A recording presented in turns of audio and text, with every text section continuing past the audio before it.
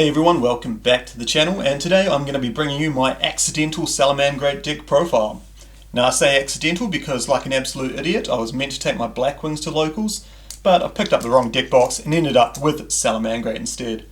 Lucky I had all my staples on me, so I was able to build a complete deck, and that took me to first place, which is really cool to see this deck doing something again. So yeah, I did manage to get first place with the old trusty Salamangreat deck. Still not a particularly powerful deck, but it is very consistent in what it does, and it's got the added advantage of being able to pack a bunch of hand traps in it, and if you tend to open more hand traps than your opponent, you tend to stop their combos, and you can win the game, which is exactly what I did in the finals against Infernoble Knights. But let's just go through the deck now, just really quickly. It's a Salamangreat deck, so no real surprises there, but it's good to see some ratios of what we've got going. 2 Salamangreat Foxy, 2 Salamangreat Spinny, 1 Gazelle, God I wish this was back at 3, 2 Jack Jaguar, we are playing Desire so I don't want to lose one of the best resource gainers for you in the deck, and 1 Salamangreat Falco.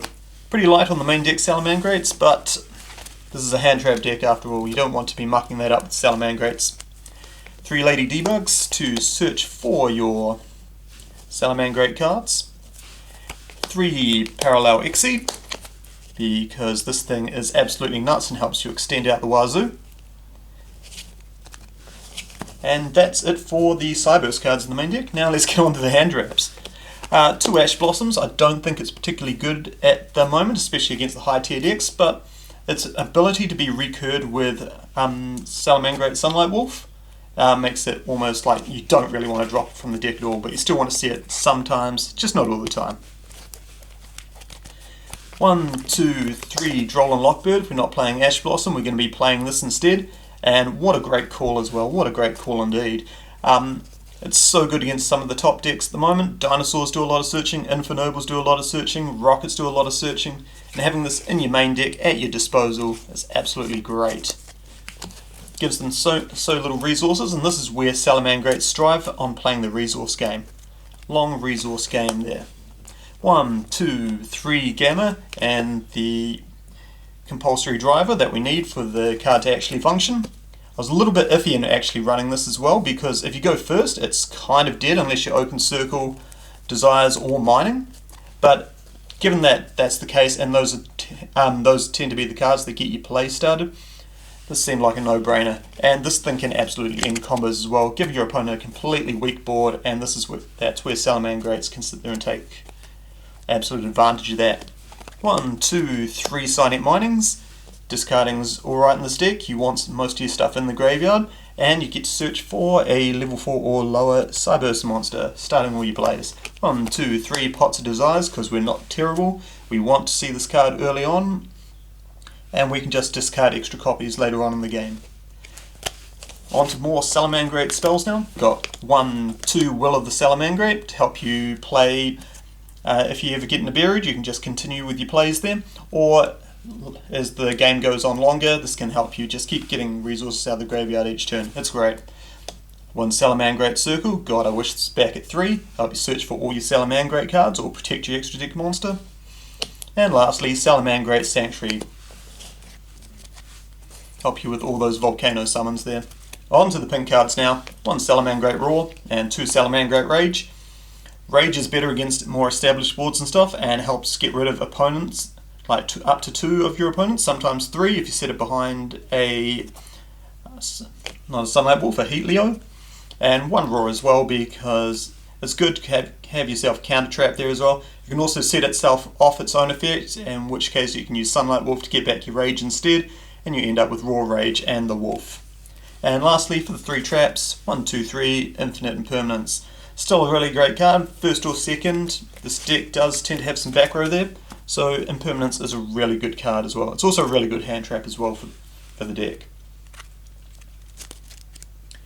Cool. Extra deck now. 1, 2, 3 Balinks and 1, 2, 3 Sunlight Wolf. No surprises there. Hidden this up as well with 2 Salamangreat Heatleo.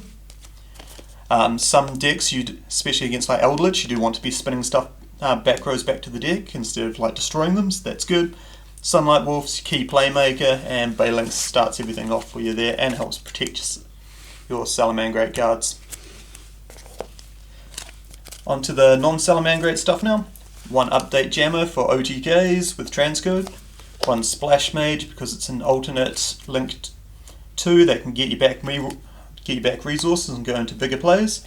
I ended up playing 2 transcode talkers. I found that if you go into one, you don't kill them and you get like kickback and they kill your transcode. Having the second one there is actually really good, really surprising as well. Helps you go into your big boy access code talker as well as set up like a bunch of crazy plays too. And last thing off, 2 extra deck monsters. One number 41 because it's plan B, Baguska the plan B, and a Abyss Dweller. Abyss Dweller, I don't know, against dinosaurs it seems like really keen as well, and Eldritch as well. Didn't end up versing any Eldritch, no, nobody plays Eldritch at locals, lol. But still, just like having the Abyss Dweller there as well for turning off your opponent's graveyard in case they're on something crazy like zombies or something is like pretty preferable, especially at the locals level there. But anyway, that's it for the deck's profile. It's really great to see this deck still being able to perform in the current meta, which is great, even though it was at a locals level, it wasn't at actual tournament, proper tournament level, like regionals or something, but hopefully we've got those coming up again soon now that we're out of COVID lockdown here in New Zealand. Would be great to get some tournaments up and running again, Kez sorted out. But yeah, love Salamangreat, still have, it's got so many good cards, it's reasonably cheap as well outside of like impermanences and stuff, but the rest of the deck can be built for almost next to nothing. Anyway guys, thanks heaps for watching.